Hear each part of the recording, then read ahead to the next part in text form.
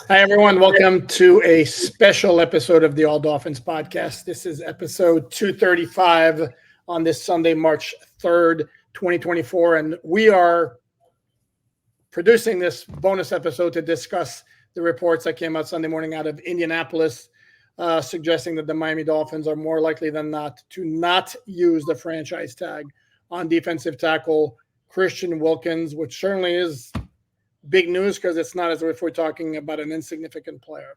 So, Omar, I guess, first off, your initial thoughts on the reports. Not completely surprised just because of the mess that they're in financially. Putting the franchise tag or the transition tag on Christian Wilkins would have locked him up for at least $18 million on the books. When you equate what $18 million on the books means, that's roughly about 8 free agents on first-year deals. You could build an entire team with that. I understand $22 million for a franchise tag is a steep price to prevent anybody from bidding on Christian Wilkins.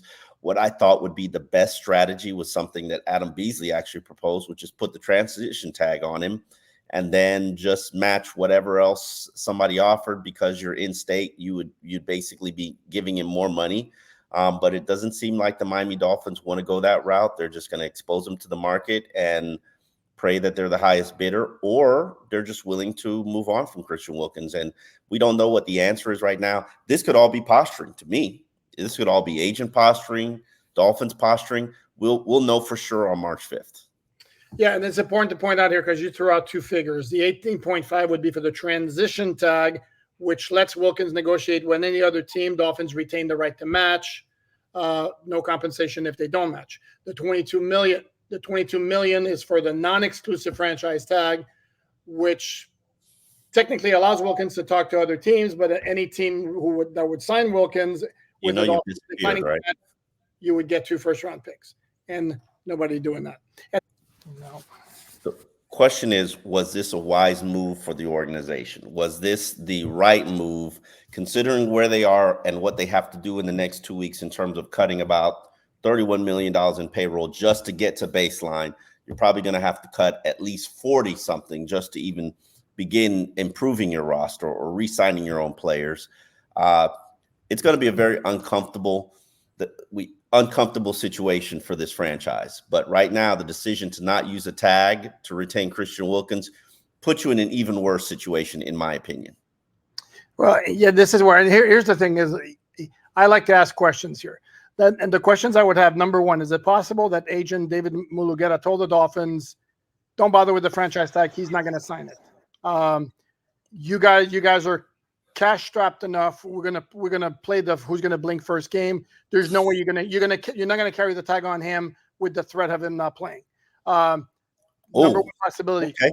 Number two, when you proposed that to me, you never said that element of it. And Christian is too cheap to not play for $22 million. Correct, but Mulugeta also knows the Dolphins are in a bad cap situation. This is where somebody might say the cap is real.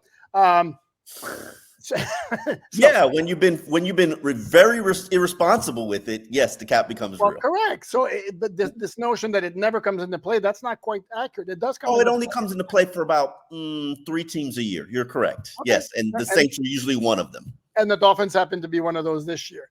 This year for the very first time in like 16 years. Okay. The other issue is I don't think I'm revealing state secrets when I say, and please don't get offended because you know it's true, that you tend to take a pro player stance in deals like this. Who else is going to look out for the player? Okay. But last year when I said don't sign Christian Wilkins to a lucrative multi-year extension, was it a pro player stance? No. Okay, but hold on. It was a we need to see the production.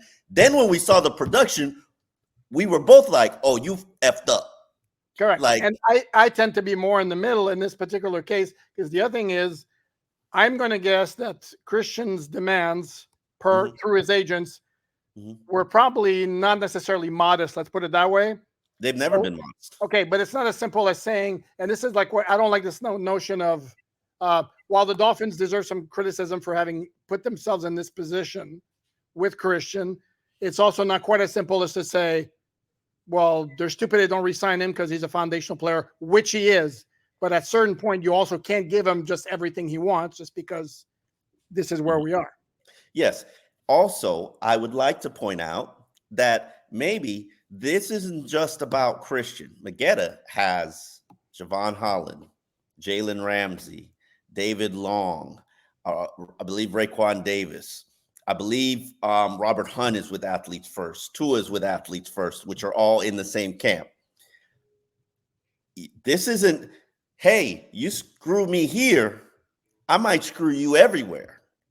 So it's a very complicated dance that they have to do this offseason because they need a lot of these agents from Magetta to Drew Rosenhaus to help them out here. And by help them out, I mean, like, we're going to compensate your players and giving them signing bonus and giving them extra years. And, but we need you to you scratch my back, I scratch yours. And this could be a pro, I scratch your back by not putting the franchise tag on him, letting the market set the price for Christian. And then you come back to us and give us a final opportunity to see if we want to match it. Correct. Yeah. One would hope that if the Dolphins do not apply the franchise tag, at the very least, they have some sort of agreement with Mulugeta saying, whatever offer you get, come back to us, give us an opportunity to match it. Now, and I think the Dolphins will always get that opportunity because they're one of the teams without state taxes. So correct, but there's also no obligation from the agent's part. If Wilkins gets an offer from another team and decides, let's say the Patriots. Let's just say it's the Patriots. Okay, goes home.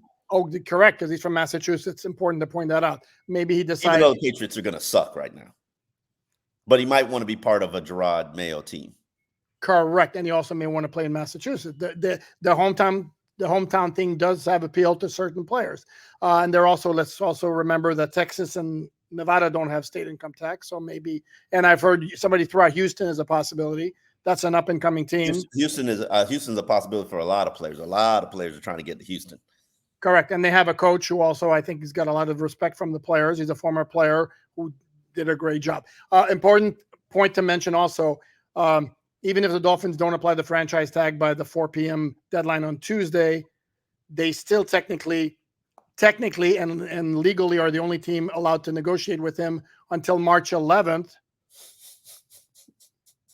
Come on, Omar, play along with me here. Until March 11th, which is the date when teams officially are allowed to negotiate with other free agents. So that's a 6 weeks ago, where technically the Dolphins would be the only team allowed to talk with his agent. Yeah. Mm-hmm. Yeah. As if his agent hasn't been having conversations about Christian and all the other free agents that he has all week at the combine, which is generally what the whole purpose of the combine is, except for this dog and pony show. But they know what Christian's price. They knew what Christian's price is. I think he wants to get above Quentin Williams.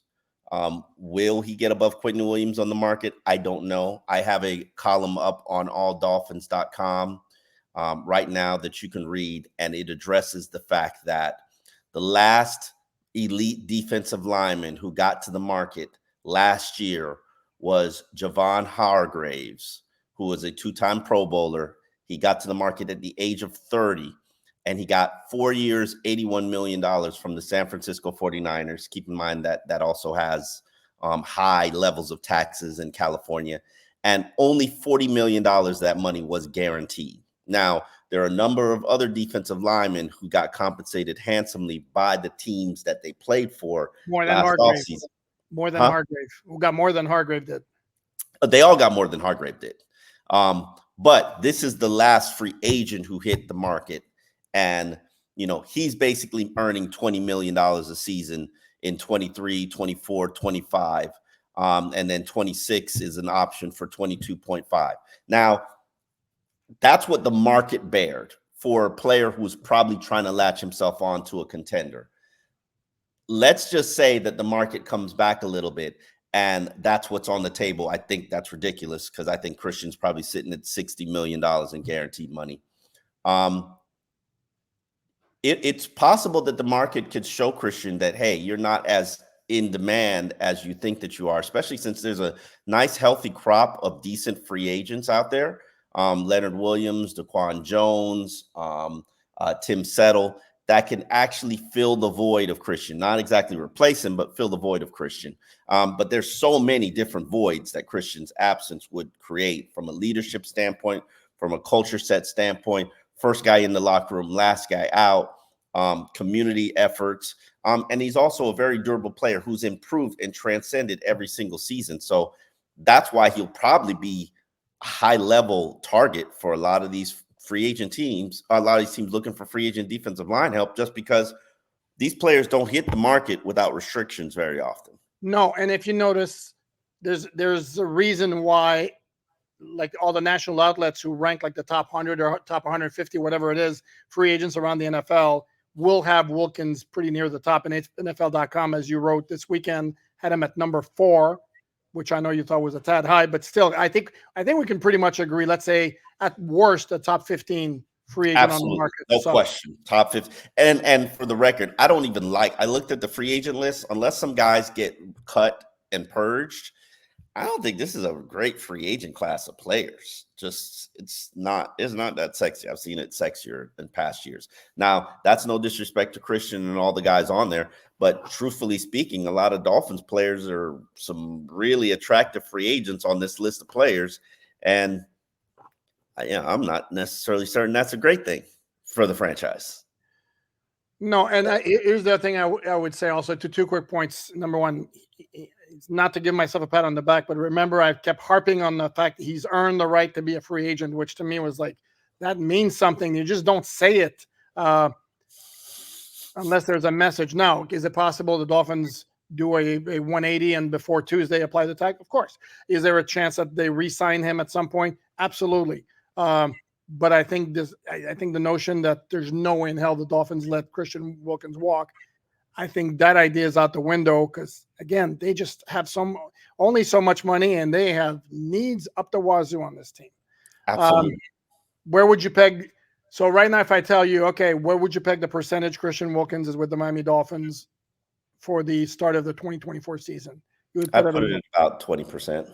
That low? Okay. Yeah. Damn, you're making me second guess myself now. I put it at 20%. That's all it takes, really? I put it at 20% from this standpoint, and this is not something, I think I've said this before on the podcast. His teammates say Christian says they're not going to tag me. That was at the end of the season. And I was like, that's ridiculous. That's preposterous. There's no way that they could expose him to the market. And lo and behold, Christian is right. So, okay, hold on. This is where I'm going to throw this out. Again, I like to ask questions. And there are questions that I don't think anybody from the Dolphins would ever admit that, or unless you get it from the agent or Christian himself. Is it possible that because they did not want Christian to be completely pissed off when he ended his quote unquote hold in last year, he had no leverage? The Dolphins had all the leverage because once the regular season games start, he gets fined if he doesn't show up or doesn't do his thing.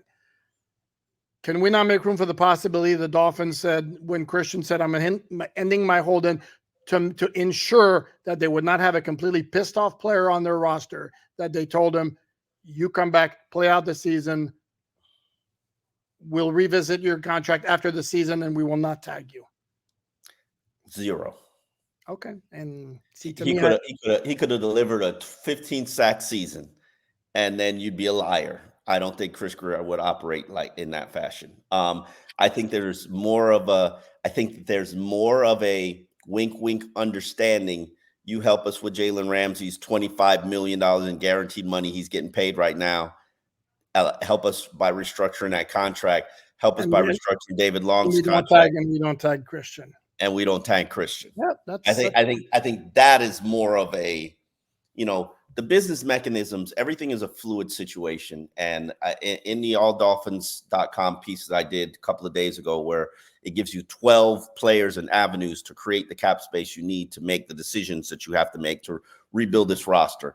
A lot of those players, they have some control in the situation. What if David Long says, I just want to play on this 1-year deal and I'll take it to the market? instead of adding years? What if Jalen Ramsey's like, yeah, I don't like what's going on here. I don't like this organization. I don't feel comfortable here. Let me just get my $25 million guaranteed, and I don't want to do any extension. We'll figure it out after next season. So players have some control here. So the Miami Dolphins do have to play nice in order to get what they want. It's just not, we're going to hand everybody money and everybody's going to be okay with it. Hell, even Tyreek Hill, I proposed a contract extension for 2 years, giving him a raise that's going to create $14 million of cap space. Tyreek doesn't necessarily have to agree to that. And now, would these players want to do these things to help this team? Absolutely. But when you're looking at this roster and you just lost Xavier Howard, you're probably potentially going to lose Christian Wilkins. You're probably not going to be able to re-sign a lot of your big ticket players because you just don't have the cap space right now.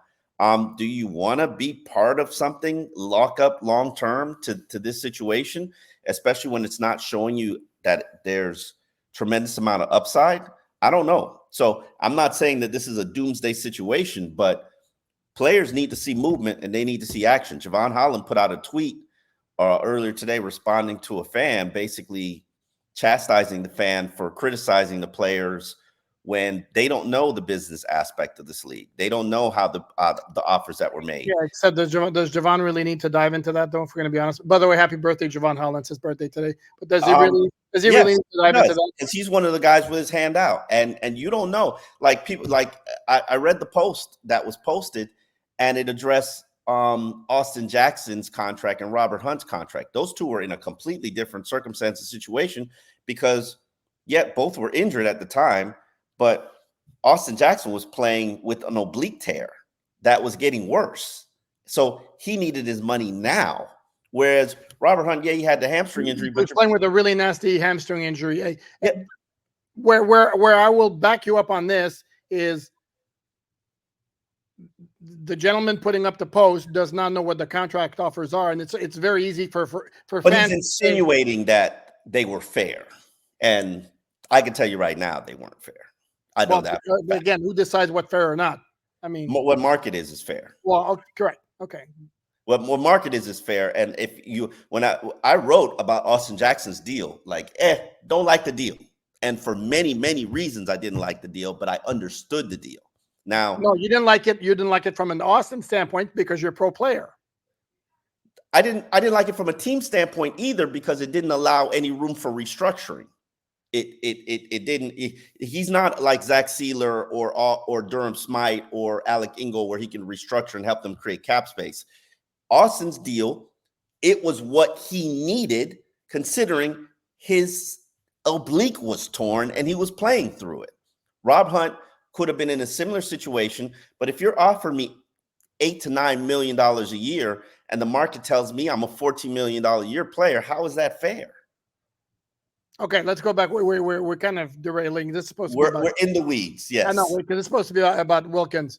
So how big a loss would we consider it if he does wind up leaving? I mean, massive. One of 3 foundational players on this team. Massive. And finding a replacement for him will not be easy. We can go the draft route because remember, they when they let Devon Godchild go, they drafted Christian Wilkins at 19. They're at 21 right now. No, was he 19? What pick was he? 14. They're at 21 or 13, one of the two. They could potentially get a defensive tackle in the first round and wait for that young player to develop and maybe sign somebody in free agency on a cheap or bring back Raekwon Davis. But is it going to be the same as Christian Wilkins? No. To me, if Christian leaves, that would put defensive tackle at the number 1 need on this team because Zach Sealer is the only player on this team who's a defensive tackle, unless you count Brandon Peely. And Deshaun Hand. You're dissing Deshaun Hand too. Deshaun Hand, I think he's a free agent. Is he? Yeah, I think he's a free agent. I'll have to double check that. Deshaun Hand, I believe, is a free agent. You're right. And so defensive tackles, number 1 need. Obviously, the interior of the line with the center and guard, you need 2 starters. That's the number 2 need. You could address that in a number of ways. You can resign Isaiah Wynn and figure out how to play that out. Then you're moving to, in my opinion, safety, because Javon Holland is the only safety on the roster. You kind of need at least 4. Then you're moving to slot receiver, in my opinion, just because I'm not riding with Eric Uzukama as my number 3 guy. I don't know how you want to ride, but that doesn't make me feel necessarily comfortable. And then other needs for this team, inside linebacker, because we don't know what the status of Jerome Baker is, and there's absolutely no depth at that position. And that doesn't even include outside linebacker. Here's the other factor too that we haven't brought up, and in terms of how, and this plays into how much the Dolphins would be willing to pay Christian Wilkins. What does the Ravens scheme, assuming that's what Anthony Weaver brings over, ask specifically of its defensive tackles? And we're talking just beyond the surface of just 3-4, 4-3. What we do, is it possible that in that scheme that Christian Wilkins' value would be high, because obviously I think he can play just in any situation, but perhaps not as high as what the Dolphins did under Vic Fangio, and therefore it doesn't make sense to pay him what he wants. Christian just played well in just about every scheme. So he's a good player. Is he a Pro Bowl player? No. Is he a top 100 player in the NFL? No. But he was Pro Bowl caliber He was definitely Pro Bowl caliber. He was. But was he a Pro Bowl player? No. Yeah, it's because, again, there's a lot, we know a lot of his reputation, and there's also a lot of, it's a position that's stacked in the but he should have made it over Quentin Williams. I'm not arguing that, but that's a name recognition kind of thing. Quentin Williams is pretty damn good, but he did not statistically outperform Christian Wilkins. But it's not all about stats, as I keep pounding the table on. Oh yeah, but when it favors you, you want to throw stats in my face. But that's okay. I never bring that up. You always like, oh, it's not always about stats, but when it favors you, you just want to throw stats in my face. Well played.